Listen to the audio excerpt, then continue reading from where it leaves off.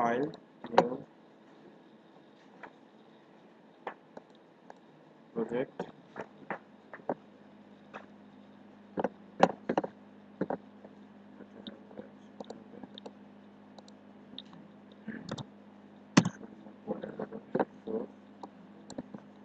Web design,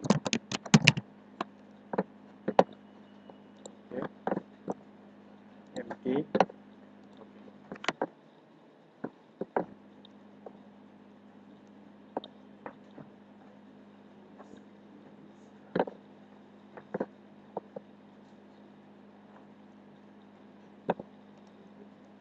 যা যা লাগবে সব ফার্স্টে বানিয়ে নিচ্ছি। নিউ ফোল্ডার বানালাম একটা, কারণ যে কোনো টেমপ্লেট ডাউনলোড করলে দেখবেন সিএসএস নামে কিন্তু একটা ফোল্ডার থাকে, অর্থাৎ যত সিএসএস এর কাজ হয় সব এই ফোল্ডারে করা হয়। আর একটা এইচটিএমএল পেজ নিলাম, যেটার নাম দিয়ে দিলাম হচ্ছে ইন্ডেক্স। সিএসএস এর ভিতরে দুইটা ফাইল অ্যাড করে নিলাম, add new item style sheet, একটা নাম দিয়ে দিলাম স্টাইল, আর একটা নেম দিয়ে দিলাম রিসেট সিএসএস।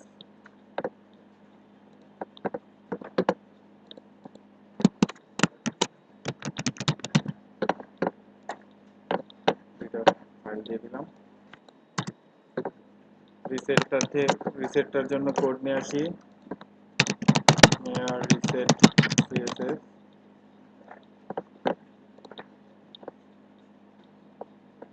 সিএসএস যদি ফুললি শিখতে চান একটা বই পড়তে হবে, সিএসএস টু ইউজার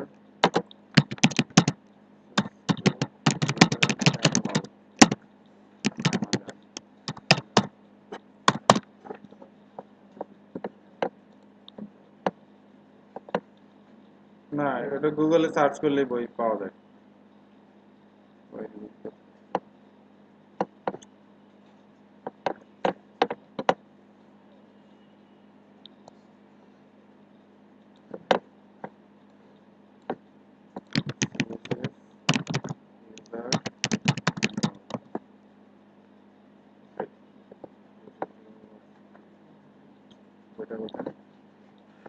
ওটা খুব জনপ্রিয় একটা বই, সিএসএস বুক।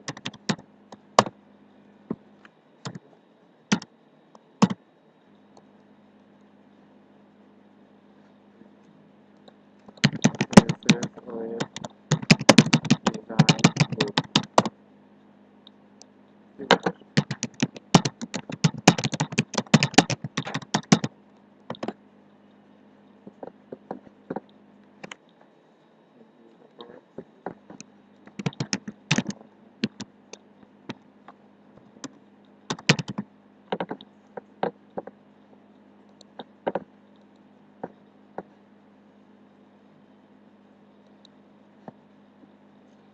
এটা কই,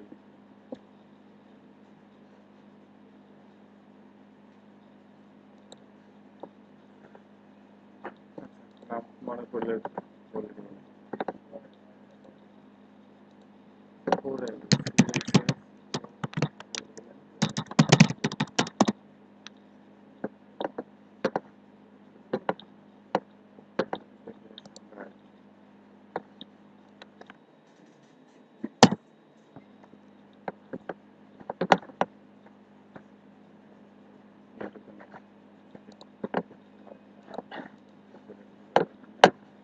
মেয়ার রিসেট সিএসএসটা কপি করে নিয়ে আসি,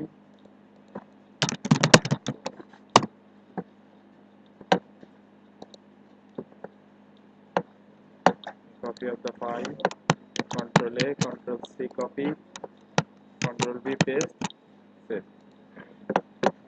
আর drag and drop করাটা তো অনেক ইজি। আর HTML4 পেজও রাখবো না, HTML5 রাখবো। HTML5 কোড যদি কোডিং স্ট্রাকচার না হয় তাহলে কিন্তু যে HTML এর যে সিমেন্টিক ট্যাগগুলোর কথা বললাম সেগুলো কিন্তু কাজ করবে না। ওয়েব পেজকে ফার্স্ট HTML5 বানিয়ে নিতে হবে। সিএসএস গুলো অ্যাড করে দিচ্ছি, রিসেট তাই শেষ। ফার্স্টে আমাদের কোড থাকবে ছিল div ক্লাস wrapper, এটা নিয়ে নিলাম, বডি রেখে দিলাম, ডট wrapper।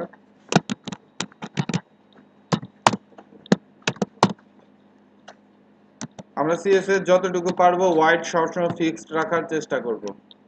প্রফেশনাল ওয়েব ডিজাইনের অ্যাকুরেট ভালো একটা সাইজ হচ্ছে 960 পিক্সেল। আর ওয়েব পেজটাকে আমরা মাঝামাঝি আনার জন্য আমরা কোডকে ডিফাইন করে দিলাম মার্জিন 0 অটো। আসলে কি ঠিকমতো আসছে কিনা সেটা দেখার জন্য আমরা এখানে একটা হাইট দিয়ে টেস্টিং চালাবো। 350 পিক্সেলের একটা হাইট দিলাম, একটা ব্যাকগ্রাউন্ড গ্রিন গ্রে, সেভ করে আমরা এটাকে টেস্ট করে দেখব। এটাকে ওপেন ইন ব্রাউজার, হ্যাঁ মাঝামাঝি চলে আসছে, আমার ব্রাউজারের কোডটা ঠিক মাঝামাঝি পোর্শনে আসছে। এই কোডগুলো আমরা রাখবো না, শুধু মার্জিন আর ব্যাকগ্রাউন্ডটাই রাখবো।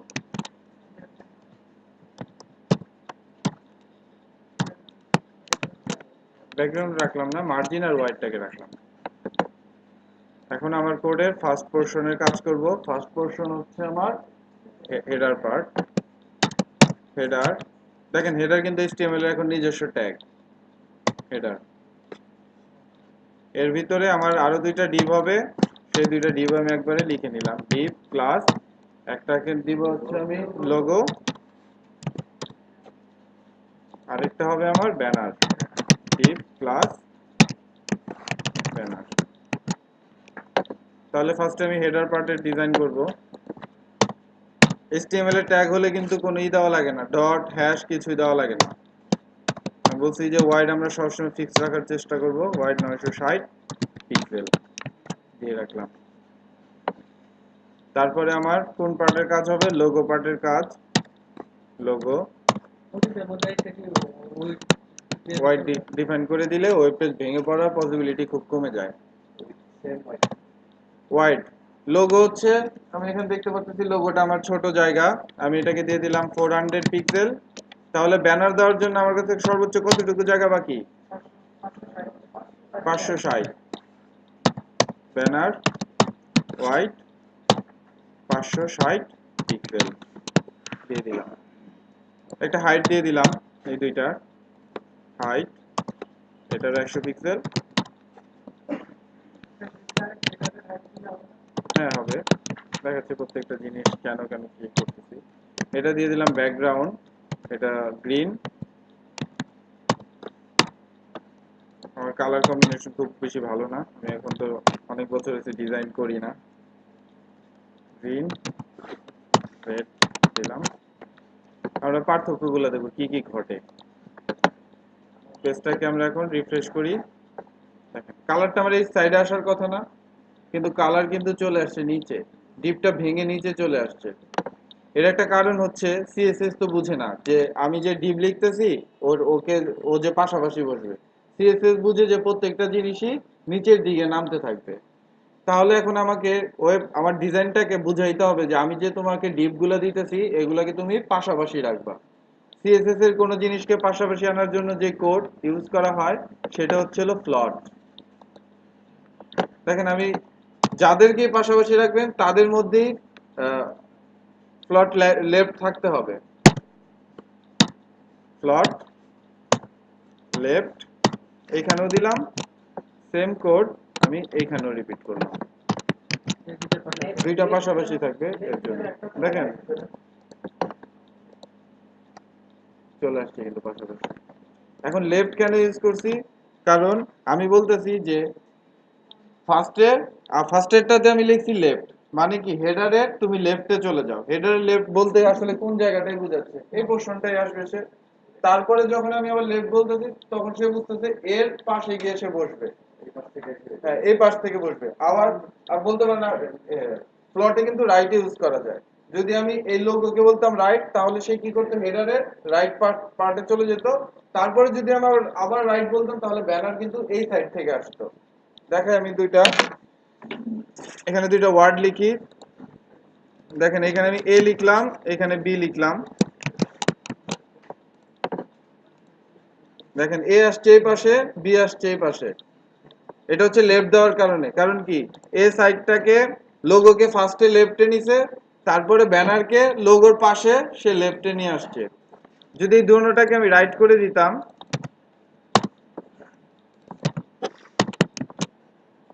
এখন কিন্তু দেখেন এ বি আসছে, তখন আসবে হচ্ছে বি এ। কারণ আগে ওকে রাইটে আনবে, তার পাশে রাইটে আরেকটাকে নিয়ে আসবে। ক্লিয়ার? কিন্তু ডিজাইনাররা সবসময় যেই স্ট্রাকচার মেনটেন করে কোড করে সেটা হচ্ছে লেফট সাইড থেকে সবকিছু ডিজাইন করে।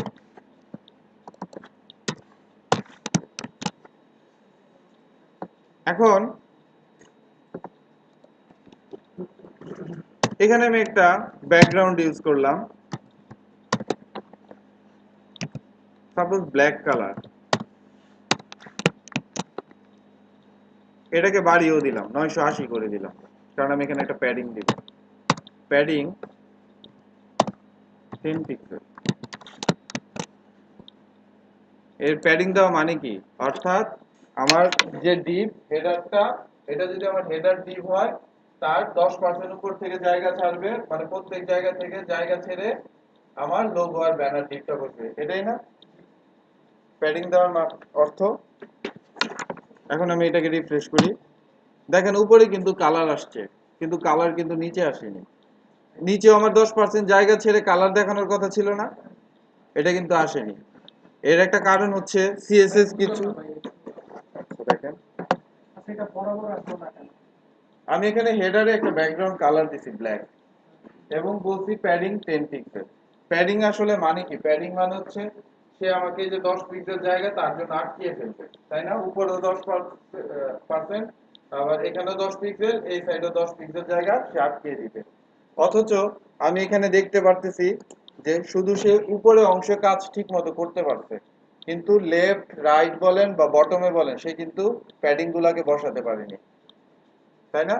আমার এখানে তো কালারটা এই সাইডেও যেমন নামার কথা ছিল, এখানেও 10 পিক্সেল হওয়ার কথা ছিল, আবার এখানেও 10 পিক্সেল হওয়ার কথা ছিল, কিন্তু সে শুধু উপরে রুলসটা মানছে, বাকি এক জায়গাতেও সে রুলস মেনটেন করেনি। এর যেটা কারণ, আমরা এখানে যদি কোডে থিঙ্কিং করি HTML থেকে, দেখেন এতটুকু অংশে যদি প্যারেন্ট চাইল্ড আপনি রিলেশন ভাবেন, তাহলে কি হেডার হচ্ছে প্যারেন্ট আর এরা হচ্ছে কি চাইল্ড না? সিএসএস এর রুলসটা হচ্ছে চাইল্ডে যদি আপনি কোথাও ফ্লট শব্দ ইউজ করেন, প্যারেন্টে আপনাকে মাস্ট বি ফ্লট শব্দ থাকতে হবে। এখন আমি এখানে হেডারে ফ্লট লেফট বসালাম, ফুল স্ক্রিনটা কেটে দেখেন তো সে নিয়ে আসছে, কিন্তু বসাইছে ওই ওই পাশে বেশি হয়ে গেছে, কারণ আমি হোয়াইট বাড়িয়ে দিয়েছিলাম, এখানে কমিয়ে দিয়েছিলাম অনেক। আচ্ছা ওইটা মেটার না, মেটারটা হচ্ছে আসলে সে যে আমার কোডকে চারদিকে নিয়ে আসতে পারছে, এর একটাই কারণ, সে ফার্স্টে ভুল দেখাচ্ছিল কেন, আমি চাইল্ডে ফ্লট শব্দ ইউজ করছি কিন্তু প্যারেন্টে ফ্লট শব্দ ইউজ করিনি। হ্যাঁ যেটা ইউজ করেন। এখন একটা কোশ্চেন হচ্ছে, দেখেন হেডার আবার এই অংশের সাথে যদি হেডারের প্যারেন্ট চাইল্ড চিন্তা করেন, তাহলে কিন্তু আমার রুলসটা যাচ্ছে না। কেন? কারণ আমি এখন তো হেডার হচ্ছে আমার চাইল্ড আর র্যাপার হচ্ছে আমার প্যারেন্ট, তাহলে এর কাছে যদি ফ্লট শব্দ থাকে তাহলে এর কাছে ফ্লট থাকার কথা না, কিন্তু থাকবে না। আর সিএসএস আরেকটা রুলসে বলা হচ্ছে, যদি আপনি কোনো কোডে মার্জিনের সাথে মার্জিনে অটো শব্দটা থাকে, এখানে আপনি কখনো ফ্লট ইউজ করতে পারবেন না। ঠিক আছে? কেন ইউজ করতে পারবেন না, আমরা ইউজ করে দেখি কি হয়, আমরা রুলসকে ব্রেক করি।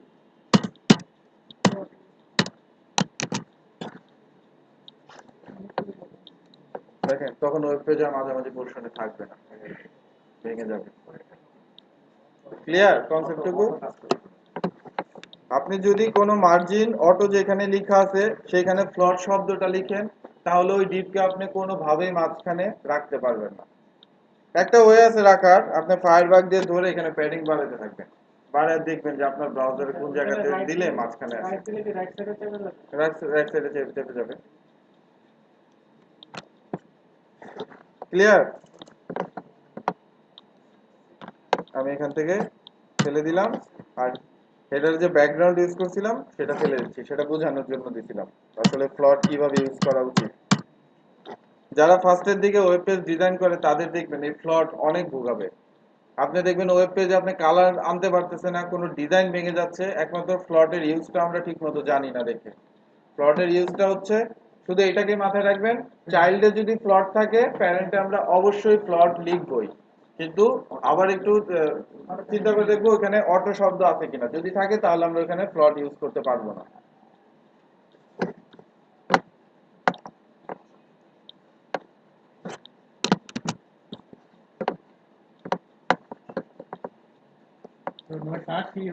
ওটা চেঞ্জ করে দিবেন, এটা বোঝানোর জন্য দেওয়া। এটা 980 হবে।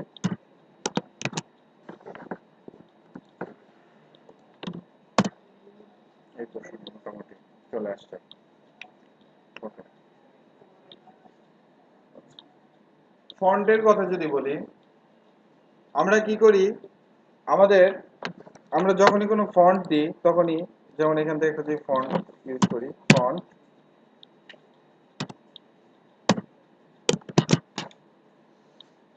ফন্ট ফ্যামিলি হবে,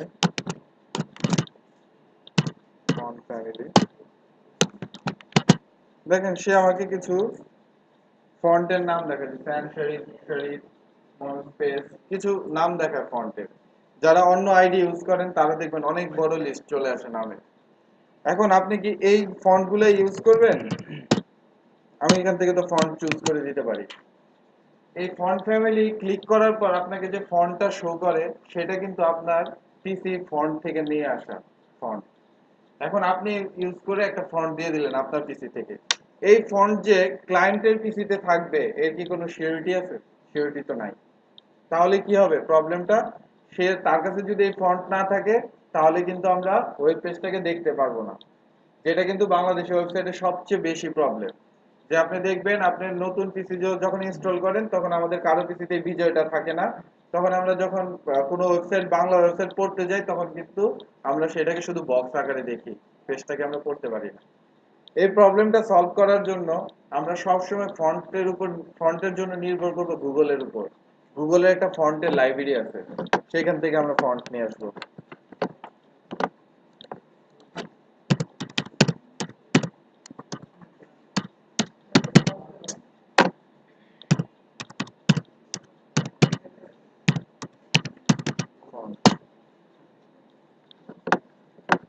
গুগলের ফন্ট লাইব্রেরি,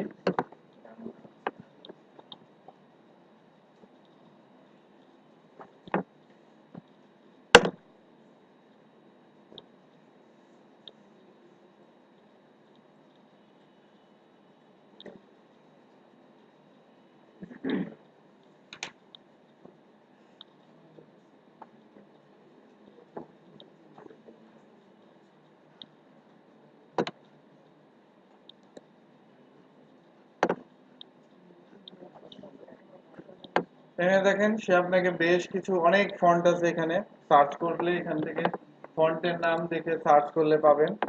সাপোজ আমি এখান থেকে এই ফন্টটা ইউজ করতে যাচ্ছি আমার ওয়েব অ্যাপ্লিকেশনে, আমি এখান থেকে অ্যাড টু কালেকশনে ক্লিক করব। এখানে দেখেন কালেকশনে ক্লিক করার পর আরেকটা নতুন ট্যাব চলে আসছে। এখানে যদি ইউজে ক্লিক করেন তাহলে গুগল আপনাকে বলে দিবে এই ফন্টটা আপনার কোডে ইউজ করার জন্য কি লিখতে হবে। যেমন এখানে আমাকে বলতেছে এই ফন্টটা যদি আমি ইউজ করতে চাই ফার্স্টে এই লিঙ্কটা অ্যাড করে দিতে হবে।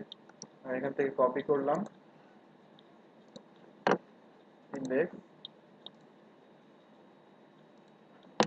এবং সবসময় ফন্ট আমি চেষ্টা করব রিসেট সিএসএস এর পরের পোর্শনটাতে অ্যাড করার জন্য। অ্যাড করে দিলাম। তারপর আরো কি করতে হবে, এই ফন্টটা যেখানে ইউজ হবে সেখানে ফন্ট ফ্যামিলিতে এই লাইনটা লিখতে হবে। এই লাইনটা আমি কপি করে দিলাম, কপি। তারপর আমি এখন ইন্ডেক্সে এসে লোগোর ভিতরে পাবে না। এটা হচ্ছে লোকাল, মানে আপনি বলতেছেন যে লোকাল হোস্টে আপনি কাজ করবেন। লোকাল হোস্টে অ্যাপ্লিকেশন যার জন্য বানাবেন সেটা একদম ইউজার, তার পিসিতে আপনি ফন্ট দিয়ে দেন।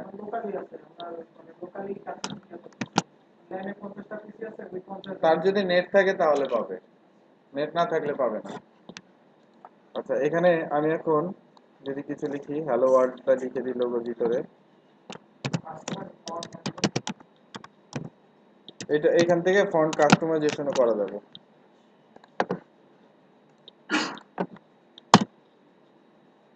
এই ফন্টটা কিন্তু গুগল থেকে সে রিড করে নিয়ে আসছে।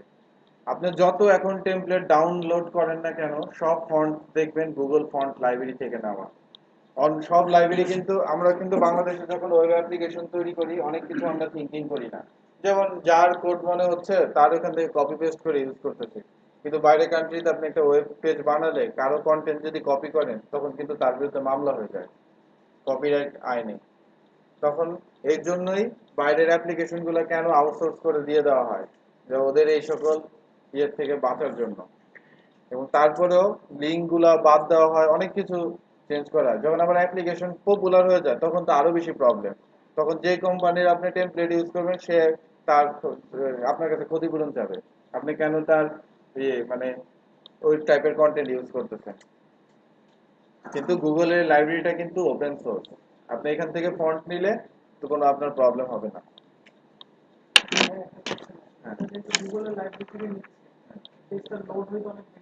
না, গুগল লাইব্রেরি দেখবেন এখনকার দিনে ওয়েবে কিন্তু একটা কথা অনেকেই শোনা যায়, দেখবেন সিডিএন সার্ভার। সিডিএন সার্ভারটা হচ্ছে একবার যখন ওয়েব পেজটা লোড হয়, সিডিএন থেকে যখন কিছু কল হয় সেটা আপনার ব্রাউজারে ক্যাশে জমা করে রাখে। সেকেন্ড টাইম যখন আবার ওই পেজটাকে আপনি লোড দেন, সে করে কি ক্যাশ থেকে ডাটাটাকে রিড করে দেয়। অথচ এরকম একটা ফন্ট যদি আপনার লোকালে থাকতো, বা মনে করেন আপনি একটা ফোল্ডারের মধ্যে ফন্টটা রাখছেন, ওই ফোল্ডার থেকে দেখা দিচ্ছেন, তখন কিন্তু আপনার ব্রাউজার প্রত্যেকবার সেই লোকাল ওখান থেকে পুরো লাইনটাকে রিড করে তারপর ইউজ করতো। আপনার ওয়েব পেজ ফাস্টার কিনা সেটার জন্য টেস্ট করার জন্য কিন্তু ওয়েবসাইট আছে, জিডি ম্যাট্রিক্স, সেখান দিয়ে টেস্ট করা হয় web page.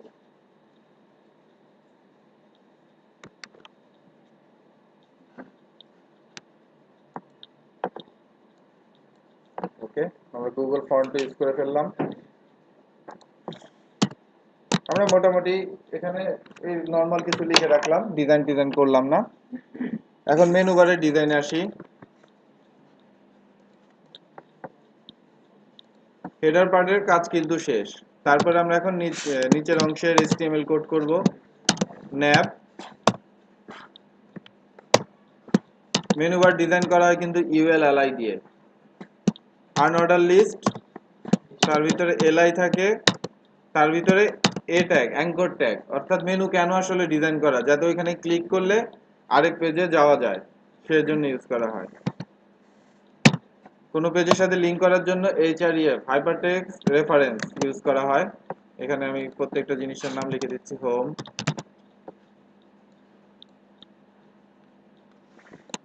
Control C copy, 2 3 4 5টা মেনু, আমার 5টা দিয়ে দিলাম। অ্যাবাউট, সার্ভিস,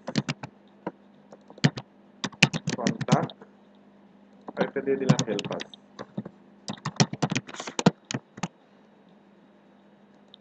আপাতত দেখি কি অবস্থায় আসছে। ভেঙে চুরে একদম নিচে চলে আসছে, কিন্তু আমি মেনুটা চাচ্ছি এইরকম আসবে।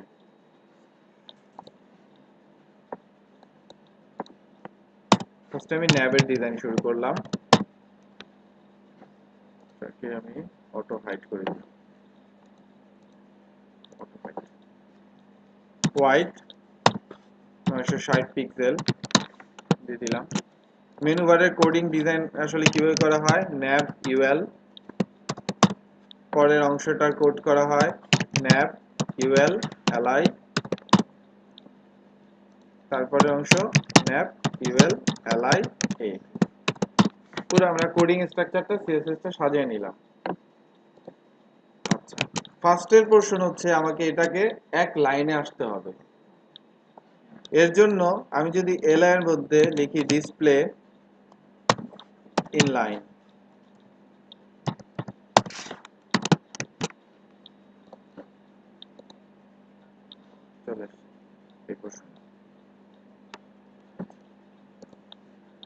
যখনই এ ট্যাগ থাকবে আপনার কোডে, সবসময় চেষ্টা করবেন ডিজাইনটা এ ট্যাগের ভিতরে করার জন্য। না হলে যে প্রবলেমটা হবে, এ ট্যাগের ডিজাইনেও কিছু প্রবলেম আছে, সেটা দেখায়। আমি এখানে ওয়াইড দিচ্ছি। ওয়াইড আমি আসলে কত দিব? দেখেন আমার টোটালটা হচ্ছে কত পিক্সেল? 960। আর আমার বক্স হবে এখানে কয়টা? প্রত্যেকটা বক্স মানে কি এক একটা অ্যালাই না? তাহলে আমি ক্যালকুলেটরে মাপবো 960 ভাগ 5, প্রত্যেকটাকে দিব 192 পিক্সেল করে। White 192 pixel. তাহলে 192 পিক্সেল করে জায়গা বরাদ্দ হওয়ার কথা। আমি এখানে আসি, কোড কিন্তু দেখেন কোনো চেঞ্জ নাই। এর একটা কারণ হচ্ছে সিএসএস দুই টাইপের এলিমেন্ট নিয়ে কাজ করে। একটা হচ্ছে ইনলাইন এলিমেন্ট আর একটা হচ্ছে বক্স এলিমেন্ট। জায়গা তো নাই দেখাবো, বক্সটা বেশি বড় কেটে লোগোটা একটু মুছে দিলাম, এটা এখন তো ডিজাইন করে ফেলছি। এই হেডার পার্টটুকু বক্স এলিমেন্ট আর একটা হচ্ছে ইনলাইন এলিমেন্ট।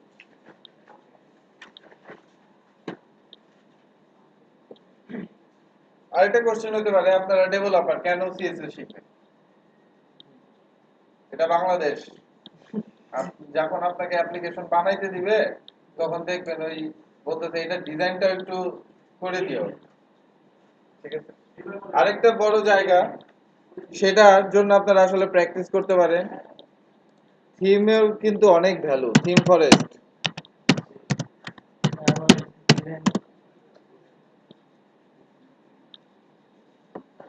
বেশি লাগবে না, মাসে একটা থিম বানান, প্রতিদিন 2 ঘন্টা বরাদ্দ রেখে দেন, একটা ডিজাইন বানিয়ে এখানে দিয়ে দেন।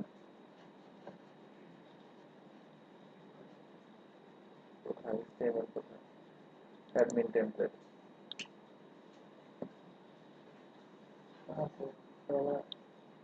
আপনি $5 একটা থিম বানান, 100 পিস বিক্রি হোক, তাহলে তো হয়ে যায়। যে কোনো থিম দিলে কি অ্যাপ্রুভ করবে? না, ওরা টেস্টিং করে থিমটা ব্রাউজার সাপোর্টেবল, সাথে এই থিম কোন থিমের থেকে কোনো কপিরাইট করা ইনফরমেশন তারা চেক করে। এটা নিয়ে আপনারা কাজ করতে পারেন থিম ফরেস্ট। এর জন্য খুব একটা কঠিন কিছু না। থিম ফরেস্টের আপনি 10টা থিম ডাউনলোড করা কোনো ব্যাপার না। যেমন এই থিমটা আপনি দেখতে চান, এটাকে সার্চ করেন গুগলে, এটা ডাউনলোড লিংক পাবেন। কেউ না কেউ ডাউনলোড করে, কেউ এটা কিনে অকর্মটা করে রাখছে, ঠিক আছে? আপনি এরকম 10টা থিম নিয়ে শুধু একটু রিসার্চ করেন, দেখবেন 90% জিনিসপত্র সবার এক, 10% জিনিসে পার্থক্য আছে। কিন্তু থিম বানাতে হলে বা ওয়েবে আপনি যাই করেন না কেন, ওয়েবে আপনাকে যে কোয়েরিতে আর জাভাস্ক্রিপ্টে ভালো হইতে হবে। কারণ এখন ওয়েব বলতেই বোঝায় জাভাস্ক্রিপ্ট আর যে কোয়েরি। একটা সময় ওয়েব এমন পোর্শনে চলে আসবে যে জাভাস্ক্রিপ্ট ছাড়া ওয়েবের কথা কেউ চিন্তাই করতে পারবে না। কোনো ল্যাঙ্গুয়েজ প্রয়োজন হবে না, শুধু জাভাস্ক্রিপ্ট দিয়ে একটা ওয়েব পেজ ফুললি করা সম্ভব হবে। এবং মোটামুটি ওই পজিশনে ওয়েব চলে আসতেছে। আচ্ছা, থাক, অনেক দূরে সরে আসছে ওই জায়গা থেকে। আচ্ছা, যেটা বলতেছিলাম বক্স এলিমেন্ট আর ইনলাইন। বক্স এলিমেন্টকে আপনি ওয়াইড হাইট দিলে অটোমেটিক কাজ করবে, কিন্তু ইনলাইন এলিমেন্ট আছে সিএসএস এ মাত্র দুইটা, একটা হচ্ছে ইএম ট্যাগ আর একটা হচ্ছে এ ট্যাগ দিয়ে যখন কোনো কিছু, আর তিনটা স্প্যান, এই তিনটা হচ্ছে ইনলাইন ট্যাগ। এই তিনটা দিয়ে যখন ডিজাইন করেন তখন আপনি ওয়াইড দিলে নিবে না, কারণ সে বুঝে এগুলা লাইনের ভিতরে বসে, এগুলার আবার ওয়াইড কিভাবে আসে। কিন্তু এখন তো আমি পড়ে গেছি বিপদে, আমাকে তো আসলে ইনলাইনকে বক্স এলিমেন্ট বানাইতে হবে, না হলে তো আমি ওয়াইড দিতে পারবো না, আমার মেনুগুলোকে আমি সুন্দর করতে পারবো না। এর জন্যই সিএসএস এ দেখবেন একটা লাইন লেখা হয় ডিসপ্লে ইনলাইন ব্লক। অনেকেই জানেন না ডিসপ্লে ইনলাইন ব্লক কেন লেখা হয়। এই যে দেখেন এখন আমার পেজ সুন্দর মতো 192 পিক্সেল জায়গা ছেড়ে বসবে, ভেঙে গেছে, ওটা ঠিক হবে। কিন্তু গ্যাপটা তো হয়েছে 192 পিক্সেল, মোটামুটি যে একটা ভালো দূরত্ব গ্যাপ তৈরি হয়েছে, এটা তো আমি বুঝতে পারতেছি। এখানে ক্লিয়ার এতটুকু ইনলাইন ব্লক কেন লেখা হয়? ভাই আবার একটু বলুন। এখানে দেখেন কোডের এই যে আমি যে হেল্প হোম কথাটা লিখছি এর সবচেয়ে নিকটবর্তী ট্যাগ কে এ ট্যাগ, তাই না? তাহলে আমাকে কোনো ডিজাইন করতে হলে আমি কি জানি সিএস এর সবচেয়ে নিকটবর্তী ট্যাগ কে সবচেয়ে বেশি ভ্যালু দেয় সে। এবং আরেকটা কথা আমি বলছি, যখনই কোনো কোডে এ ট্যাগ চলে আসবে সবসময় ডিজাইন এ ট্যাগের মধ্যে করার ট্রাই করবেন, তাহলে ব্রাউজার গুলো সাপোর্টেবল ভালো হয়। যেমন আমি তো এখানে হোয়াইটটা এখানেও লিখতে পারতাম, কারণ এলআই এর ভিতরে তো হোম লেখাটা আছে, এর ভিতরে যেমন আছে কিন্তু এলআই এর ভিতরে আছে। কিন্তু আপনি যদি আমি এই লাইনটাকে ওই উপরে তুলে দিতাম, তাহলে যে ব্রাউজার সবচেয়ে বেশি প্রবলেম ক্রিয়েট করতো সেটা হচ্ছে এক্সপ্লোরার। ঠিক আছে, এবং অনেক অনেক ব্রাউজারই ভেঙে পড়ে, এবং ক্রোমোর অনেক ভার্সন, একটু পুরান ভার্সন হলে দেখবেন এই কোড ভেঙে পড়বে। এর জন্য যখনই আমরা এ ট্যাগ পাবো, এ স্প্যান আর একটা হচ্ছে ইএম, সবসময় আমরা ধরে নিব যে এর ভেতরে আমাকে এই ট্যাগের ভেতরেই কোড করতে হবে। এখন এই ট্যাগের ভিতরে কোড করতে এসে আমি যখন হোয়াইট দিছি তখন দেখতেছি আমার হোয়াইট কাজ করতেছে না। কাজ না করার কারণ হচ্ছে এরা হচ্ছে ইনলাইন এলিমেন্ট। ইনলাইন এলিমেন্ট মানে হচ্ছে এর ভিতরে কখনোই হোয়াইট হাইট এগুলা কাজ করে না। ইনলাইন এলিমেন্ট কি, মনে করেন আমি যদি একটা কোনো লাইন লিখি, মনে করেন সাপোজ যেমন এই যে হ্যালো শব্দটা লিখলাম, কিন্তু আমি চাই এলটা যাতে একটু অন্য টাইপের হয়, বোল্ড টাইপ বা অন্য টাইপ। এর মধ্যে এই এলটার ডিজাইন চেঞ্জ করতে গেলে তাহলে কি হয়, আমাকে ইএম দিয়ে করতে হবে, নাইলে স্প্যান দিয়ে করতে হবে। আমি চাই এই এল এর মধ্যে ক্লিক করলে কেউ অন্য একটা লিংকে চলে যাবে, তাহলে কি আমাকে তো অবশ্যই এ দিয়ে করতে হবে। লিংক তো আর এইচটিএমএল এ ছাড়া কোনো ওয়ে নাই। ঠিক আছে, কিন্তু এরা তো আসলে ম্যাক্সিমাম জিনিসই বসে হচ্ছিল লাইনের ভেতরে, একটা লাইনের একটা ওয়ার্ডের ভিতরে কোনো অংশ তাই। এর জন্য এগুলাকে বলা হয় ইনলাইন এলিমেন্ট। কিন্তু আমার অনেক ক্ষেত্রে এরকম প্রয়োজন হয়ে দাঁড়ায় যে ইনলাইন এলিমেন্টকে আমাকে বক্সে কনভার্ট করার প্রয়োজন হতে পারে, তখন আমাকে যে কোডটা লিখতে হবে সেটা হচ্ছে ইনলাইন ব্লক। ওকে, এখন কেন ডিজাইনটা ভেঙে পড়লো, এর কারণ হচ্ছে ওরা পাশাপাশি বসছে। এখন ওদের কথা হচ্ছে আমি পাশাপাশি বসতে হলে আমাকে তো ফ্লট থাকতে হয়, আমি জানি, নাহলে আমি পাশাপাশি ওরা বসে না। এর জন্য এখন এখানে ফ্লট দেন, ফ্লট লেফট, সব ভাঙা ঠিক হয়ে যাবে। দেখেন ওদিকে চলে আসছে। ক্লিয়ার? কত কিছু রুলস আপনাকে মেনটেন করে সিএসএস ডিজাইন করতে হবে।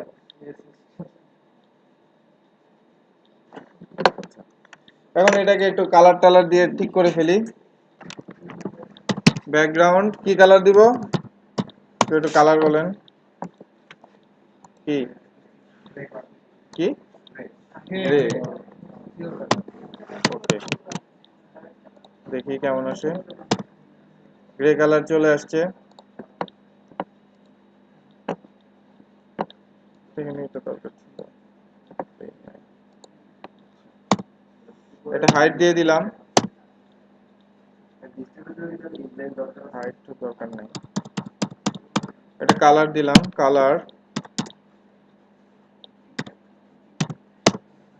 কি কালার আছে আপাতত, ব্লু কালার, ব্ল্যাক করে দিলাম।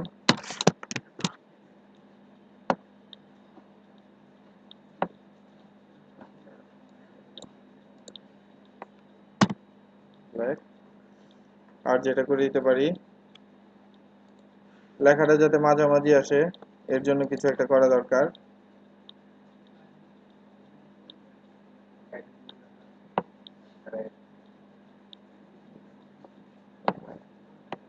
প্যাডিং দিয়ে দিলাম, উপর নিচে 20 পিক্সেল, ডানে বামে 0। তাহলে কিন্তু লেখা মনে হবে আমার ঠিক মাঝামাঝি পোর্শনে আছে, তাই না? হ্যাঁ, কোনটা? ওখানে তো মাইনাস করে নেই, সেটিংসে দিলাম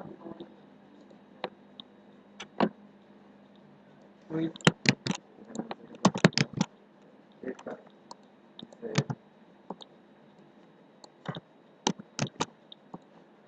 ঠিক হবে, এটা দেখতে হবে কোথাও। 960,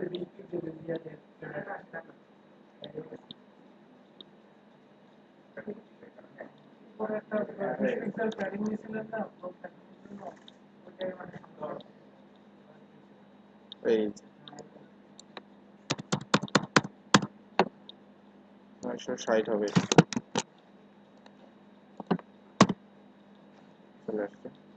এটা বর্ডার দিয়ে দিই ব্ল্যাক কালারের, প্লটটা এখানেই থাক, যে যার সাথে বসে। হ্যাঁ, না হলে তো এলআই গুলাকে সে সাজাতে পারবে না লাইনে। এলআই কে সাজানোর জন্য ডিসপ্লে ইনলাইন থাকতেই হবে। বর্ডার 2 পিক্সেল সলিড, কি দিব, ব্ল্যাক। আমি এখানে বর্ডার 1 পিক্সেল দিলাম, তাহলে আমার কি ওয়াইডে কত কমাইতে হবে? 4 কেন, 1 তো, তাহলে আমাকে 2 কমাইতে হবে, 190 পিক্সেল। বর্ডার চলে আসছে, লেখাটা মাঝামাঝি আনা দরকার।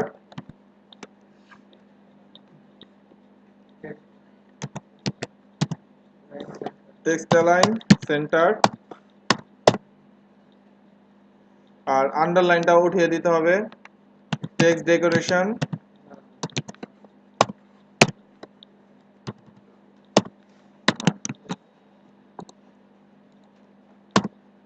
মাঝামাঝি চলে আসছে। কালারটা হোয়াইট করে দিই, তাহলে মানে বুঝা যাবে না।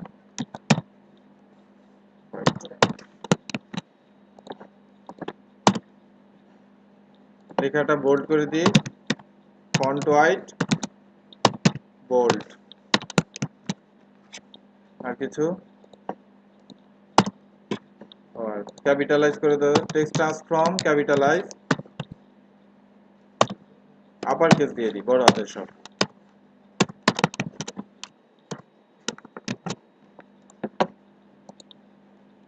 চলে আসলো।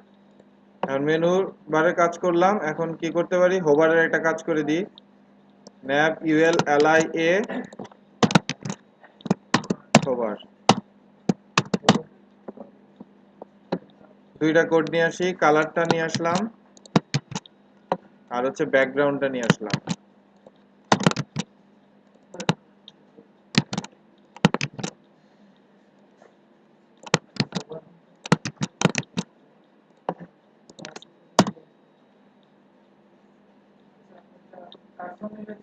হ্যাঁ, এটাকে বলে হোভার কোড।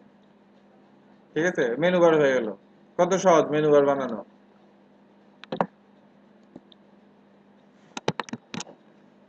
মেনু বারের কাজও শেষ।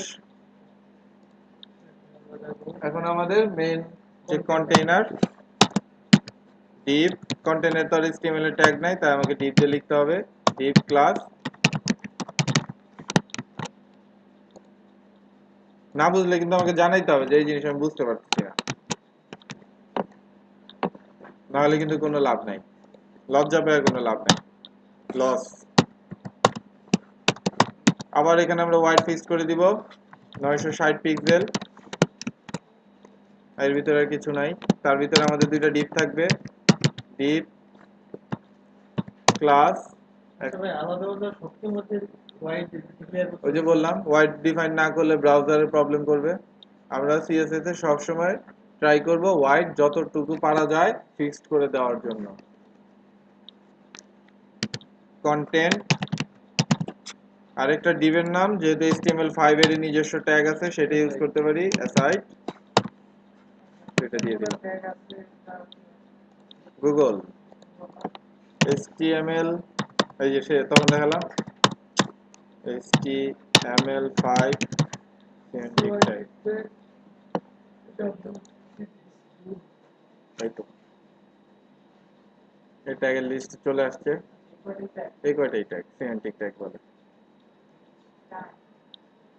এই ট্যাবগুলো কিন্তু আপনি যদি ইউজ করেন, আপনার ব্রাউজার যদি এক্সপ্লোরার 9 এর নিচে হয় তাহলে কিন্তু সাপোর্ট করবে না। এটা সাপোর্ট করানোর জন্য একটা জাভাস্ক্রিপ্ট আপনার কোডে অ্যাড করাতে হয়, এটাকে বলে শিপ.js। কি ব্যাপার, আমার এপিসি থেকে সমস্যা নেই, এটাকে অ্যাড করে দিবেন, এই যে HTML5 শিপ.js। হ্যাঁ, এটাকে এই যে দেখেন এই তিনটা লাইন কপি করে আপনার ইন্ডেক্সে সব কোড টোডের পরে পেস্ট করে দেন। এটা উপরে দিতে হয়। এটা এই যে এটাই বলতে চাচ্ছিলাম, এক্সপ্লোরারের কোনো জিনিসকে যখন আপনি কাস্টমাইজেশন করতে যান, মানে ওর ইঞ্জিনকে আপনি যখন হাত দিবেন, তখন এক্সপ্লোরারে কোড করতে হচ্ছিল কমেন্ট লাইনের ভেতরে। এই লাইনটা মানে হচ্ছে যদি এই কোডটা এক্সপ্লোরারে রান করে এবং আমার ব্রাউজার যদি এক্সপ্লোরার 9 এর চেয়ে ছোট হয়, দেন তখন সেই স্ক্রিপ্টটাকে লোড করে নেবে, আদারওয়াইজ সেই স্ক্রিপ্টকে লোড করাবে না। যদি আপনার ব্রাউজার ক্রোম হয়, সেই স্ক্রিপ্টকে লোড করাবে না, কমেন্ট আকারে ফেলে রাখবে। ঠিক আছে? কত সহজ দেখেন, সব কপি পেস্ট করতেছি আমি, বসে যাচ্ছে।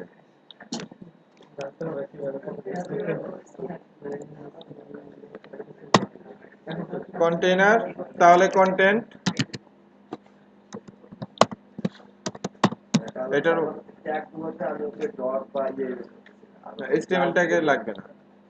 HTML5 এর ট্যাগ, HTML5 যে কোম্পানি, সে গুগলের সাথে চুক্তিবদ্ধ হয়ে 22 লাখ ওয়েব পেজের উপর একটা গবেষণা চালায়।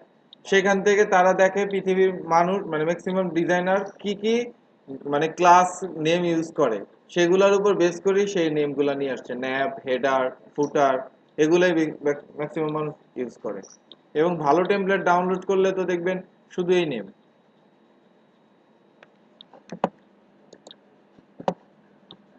দেখায় দিই একটু। ফ্ল্যাট ল্যাব, অ্যাডমিন,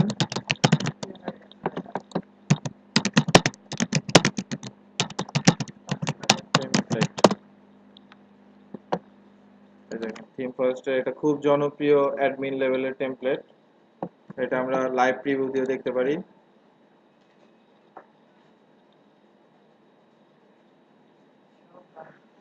এই যে এটা টেমপ্লেট।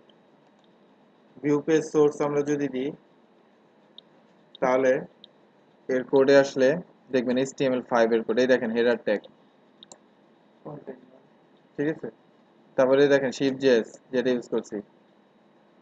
ওই যে বলছি জাভাস্ক্রিপ্টের জন্য এই কোডটা সবসময় দিয়ে রাখবেন, নাহলে ব্রাউজার সাপোর্ট করবে না। ও হচ্ছে ডাউনলোড করে ওর ফোল্ডারে রাখছে, আমরা ডাউনলোড না করে আমরা গুগলের থেকে লিংক নিয়ে নিছি। এই যে এখানে আছে, কপি পেস্ট করে দিছি। ঠিক আছে? এইখানে দেখা যাচ্ছে স্ক্রিপ্ট একটা লাইনে, ওইখানে দুটো লাইন। ওরা আরো নতুন কিছু ইউজ করছে। এই দেখেন জাভাস্ক্রিপ্ট কিন্তু এই যে বাড়তেছে। ওয়েব এখন কোথায় চলে আসছে, কোথায় ডাটা টেবিল খুব পপুলার, রেসপন্সিভ টেবিল, এগুলো সব জাভাস্ক্রিপ্ট। ওই টেমপ্লেটটা সব রেসপন্সিভ। আর বুটস্ট্র্যাপ কেন শিখবেন, এই ভিউ পেজ সোর্সটাতে ফার্স্টের লাইনে যদি দেখেন CSS bootstrap dot min dot CSS, অর্থাৎ আপনার টেমপ্লেট যদি বুটস্ট্র্যাপ সাপোর্টেবল না হয়, বুটস্ট্র্যাপ দিয়ে ডিজাইন আপনি না করেন, তাহলে এই টেমপ্লেট এখন ওয়াল মার্কেটে কোনো ভ্যালু পাবে না। টেমপ্লেট ডাউনলোড করা কিন্তু সোজা, আপনি এই নাম দিয়েও ডাউনলোড করতে পারেন। আর যারা নাম দিয়েও কোনো টেমপ্লেট পাবেন না, তাদের জন্য চুরিবিদ্যা শিখিয়ে দিই। এই যে লিঙ্কগুলো দেখেন না, এই লিঙ্কগুলোতে রাইট ক্লিক করবেন শুধু। এই দেখেন কোড চলে আসবে, কন্ট্রোল এস দিয়ে দিয়ে সেভ করবেন। ও যেভাবে ফোল্ডারে রাখছে, যেমন দেখেন এই কোডটা রাখছে কোথায়, সিএসএস ফোল্ডারে, আপনিও রাখবেন সিএসএস নামে একটা ফোল্ডারে। তাহলে পুরো টেমপ্লেটই কাজ করবে। ব্যাস। তারপরে আপনি গবেষণা চালাবেন।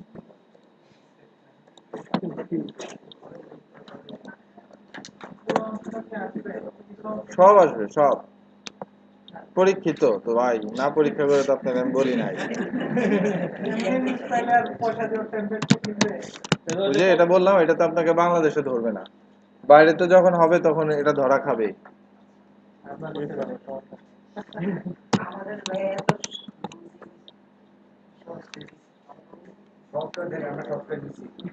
আচ্ছা থাক ভাই, ওটা অ্যাসাইড। এটার ওয়াইড কতটুকু দিতে পারবো, এটা যে 600 দিচ্ছি, তাহলে 360। আর তো জানেনি এই দুইটা কি পাশাপাশি বসছে, তাহলে এদেরকে প্লট থাকতে হবে।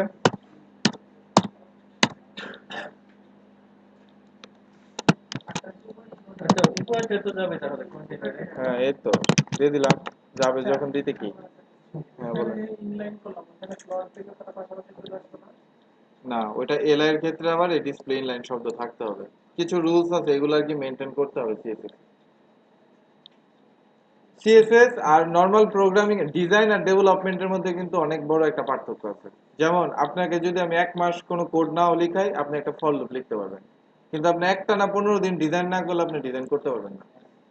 এবং যারা ফটোশপ ডিজাইন করে বা ওয়েবে ডিজাইন করে সবার ক্ষেত্রে এক, সে ডিজাইন না করলে তার মাথা থেকে ডিজাইন বের হবে না। কিন্তু প্রোগ্রামিং তো একটা প্যাটার্ন, যে আপনি জানেন সবসময় ইফ এলস, লজিক হলে আপনাকে ইফ এলস, আর অনবরত কাজ হলে আপনাকে লুপের মধ্যে থাকতে হবে। কিন্তু এই রকম কোনো প্যাটার্ন সিএসএস এ নাই। এর জন্য ডিজাইন আপনাকে রেগুলার চর্চার মধ্যে রাখতে হবে।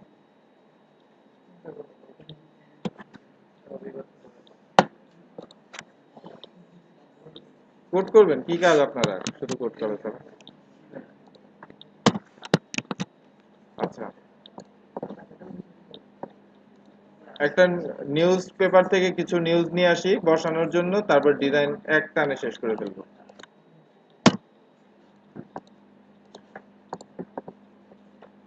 কি বলে, the independent, independent news paper.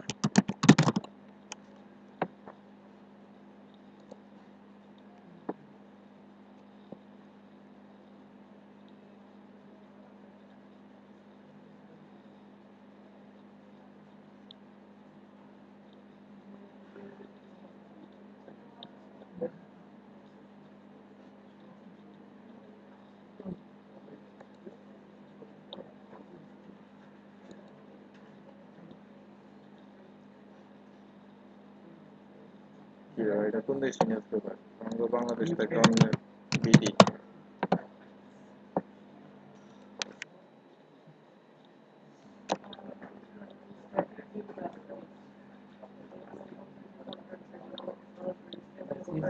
কি আমরা দেখতেছি এগুলা? এগুলো সিএসএস 2 তে আছে। থ্রির জন্য একটা লিংক দেখায় দিব, ওইখানে সব থ্রি করা আছে। আপনি হচ্ছে শুধু ড্র্যাগ এন্ড ড্রপ করবেন, সিএসএস 3 কোড অটো জেনারেট হবে। অল ব্রাউজার সাপোর্ট করবে, আপনার কষ্ট করে শেখার কোনো দরকার নেই।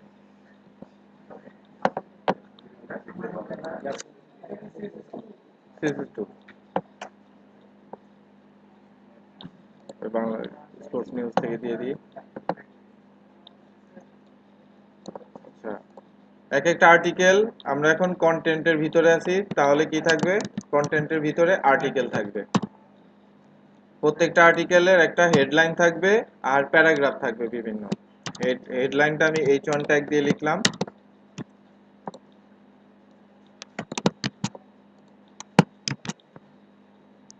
আর প্যারাগ্রাফগুলো পি দিয়ে লিখলাম। যেমন এই নিউজটাতে 3টা প্যারাগ্রাফ বোঝাই যাচ্ছে। এই একটা কপি করলাম, একটা বিশাল বড় লাইন, এটাকে ছোট করে দিই।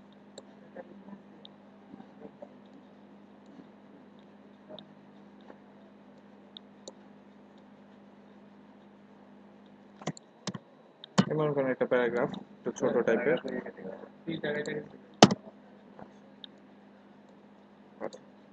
HTML ভুল কিন্তু ভুল না।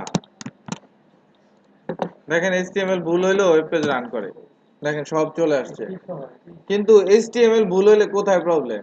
HTML এ যদি একটা সিঙ্গেল এরর থাকে, এই পেজ কোনোদিন আপনার গুগল সার্চ ইঞ্জিনে আসবে না। গুগল আর কোনোদিনই আপনার পেজে সার্চ করতে আসবে না, একটা সিঙ্গেল HTML এরর থাকলে ওয়েব পেজে।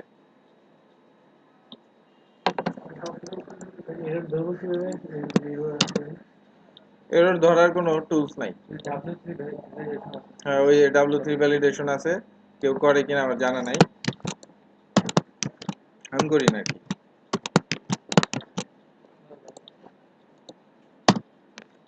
এরকম আসছে, এখন এটাকে আমি সুন্দর মতো গুছিয়ে নিয়ে আসবো নিউজটাকে। ঠিক আছে, এখানে আমি এখন আমার কন্টেন্টের ভিতরে আছি এবং আমার একটা আর্টিকেলে আমি অনেকবার কপি পেস্ট করে দিছি। তাহলে এখন কন্টেন্টের ভিতরে ডিজাইনে যাই,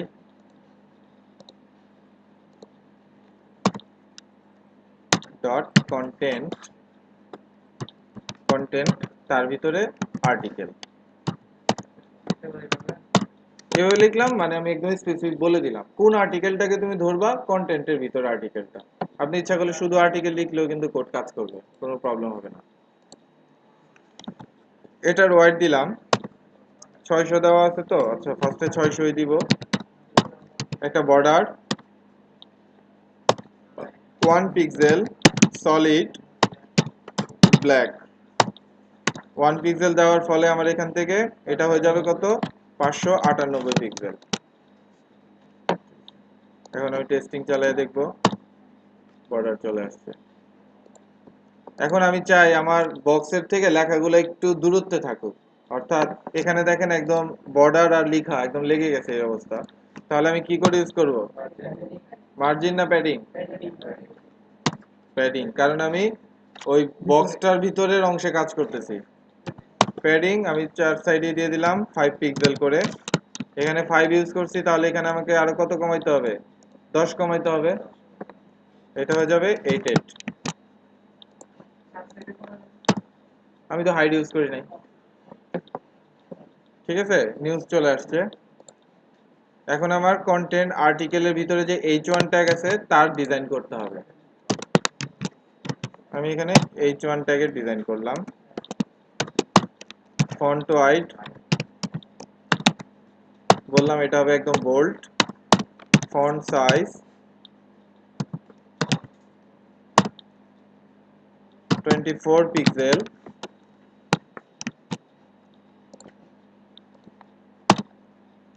বড় হয়েছে লেখা ঠিক আছে আর তারপর আমি এখন আবার প্যারাগ্রাফের ডিজাইন করতেছি এবং এটা বলে দিই যে মার্জিন বটম 10 পিক্সেল অর্থাৎ এটার নিচে যাতে লেখাটা একটু নেমে যায় তাহলে আসলে হেডলাইন অনুযায়ী যাতে বোঝা যায় এবং নিচে আমি একটা বর্ডারও দিতে চাই তাহলে কি লিখবো border bottom 1 pixel solid grey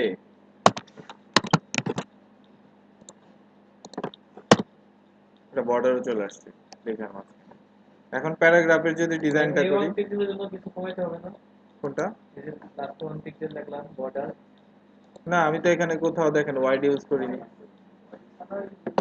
যেখানে ওই দিব সেখানে করতে হবে সেখানে কাজ করতে হবে হ্যাঁ মার্জিন দিয়ে নামিয়ে দিলাম বললাম যে ওইটার থেকে ওই জিনিস অনেক নিচে থাকবে দেখেন বক্সের ভিতরে দুইটা এলিমেন্টে কাজ করতেছে আমি কিন্তু আমার h1 এর ভিতরে কিন্তু পি না ঠিক আছে h1 পি দুইটাই কিন্তু আলাদা আমি বলতেছি যে আমার এতটুকু জায়গা লাগবে তুমি আরো নিচে নেমে যাও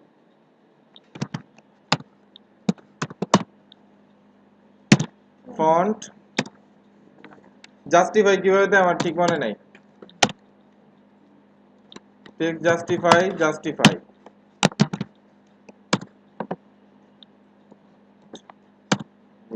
ভুলে গেছি এটা কি করা যায় টেক্সট অ্যালাইন জাস্টিফাই আপনারা সিএসএস করেন না মোটামুটি পারেন ভালোই পারেন এটা দিয়ে দিলাম ওই যে ওয়ার্ডে করেন না মাইক্রোসফট ওয়ার্ড ওই কাজটা হয় যে মোটামুটি দেখেন আমার লেফট সাইডের কাজ কিন্তু মোটামুটি অলমোস্ট শেষের দিকে এখন হচ্ছে আমার সাইডের ভিতরে কাজ করতে হবে সেকশন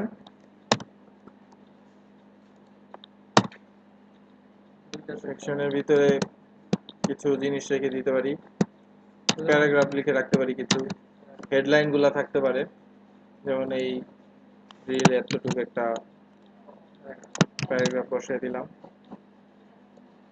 এটাকে কপি করে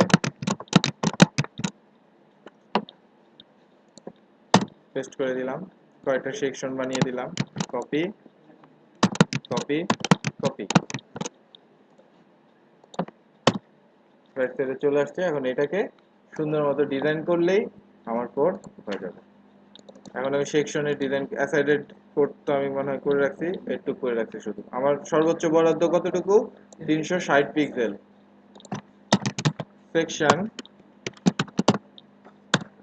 হোয়াইট 360 পিক্সেল প্যাডিং দিয়ে দিলাম 5 পিক্সেল তাহলে এটা হয়ে যাবে 350 পিক্সেল ব্যাকগ্রাউন্ড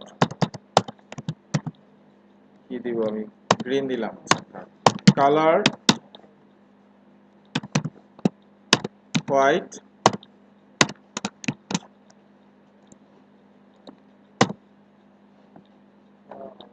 হলো। এখন বর্ডার দিয়ে দিই, বর্ডার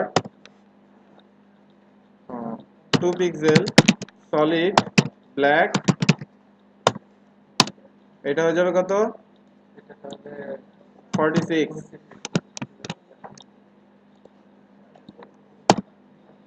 বর্ডার হলো, মার্জিন দিয়ে প্রত্যেকটাতে এটা দূরত্ব দিয়ে দিলাম, মার্জিন বটম 30 পিক্সেল,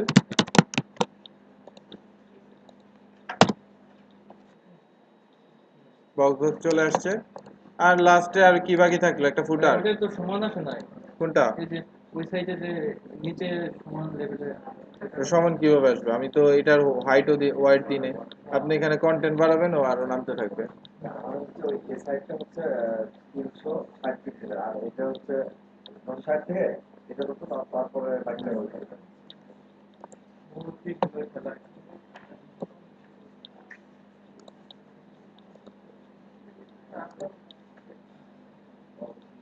কোথায়? সব অংশের কাজ শেষ আমার। লাস্ট পার্ট ফুটার।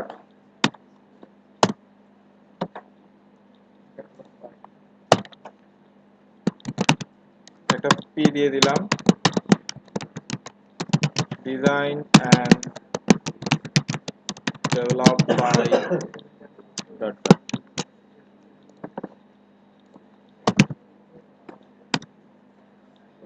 ফুটার white 960 pixel, background black. Footer ম্যাক্সিমামই দেখবেন যে ব্যাকগ্রাউন্ড ব্ল্যাক কালারই হয়। টেক্সটে line centre. Black, colour white,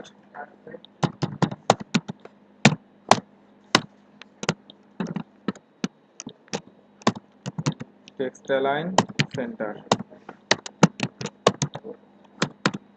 font font white bold. Bold এসে হয় না, এটা ভেঙে চুরে পড়ার পসিবিলিটি আছে। ভেঙে গেছে কিন্তু ওয়েব পেজ। কারণটা হচ্ছে আমার, আপনি যখনই কোনো কোডে ফ্লট শব্দ ইউজ করেন তখন সে বুঝে কি দেখেন এই জায়গা, হ্যাঁ, এখন সে যখনই নিচে তো আমি বলি নাই ফ্লটকে বাদ দেওয়ার জন্য, সে করতেছে কি আমার ফুটারটাকে এই জায়গাতে অ্যাড করতে চেষ্টা করতেছে, এই যে এই সাইডটাতে। কারণ এই সাইডে জায়গা ফাঁকা, এতটুকু অংশ জায়গা ফাঁকা পড়ে আছে। যখনই কোনো কোডে আপনি দেখবেন এরকম ফ্লটের জন্য প্রবলেম হয়ে যাচ্ছে, তখন যে কোডটা লিখতে হয় ক্লিয়ার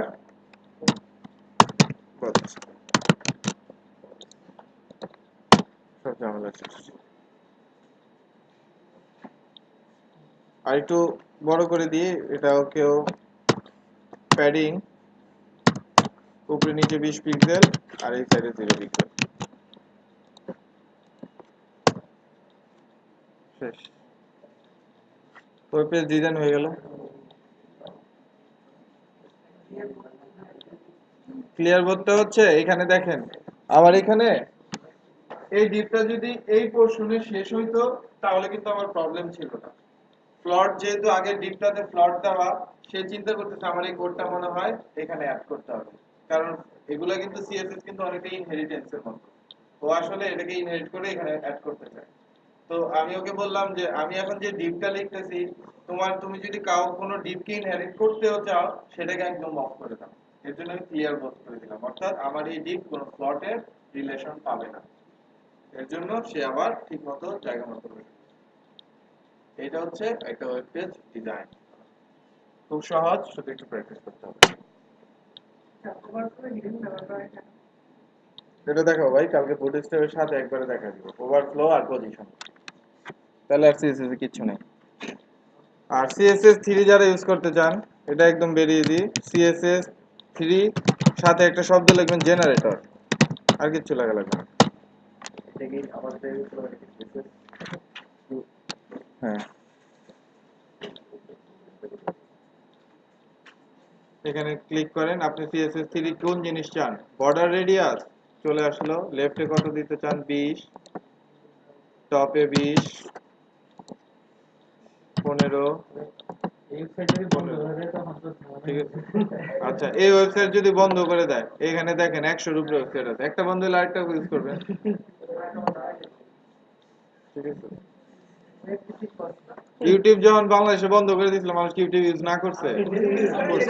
তো একটা বন্ধ হলে আরেকটা অল্টারনেটিভ হয়ে বের হয়ে যায়।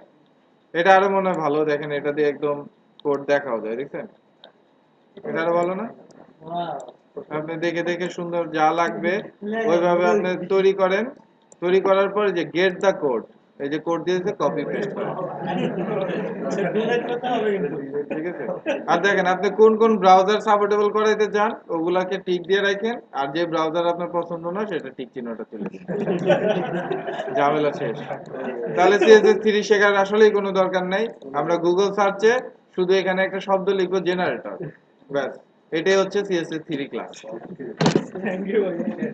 শেষ।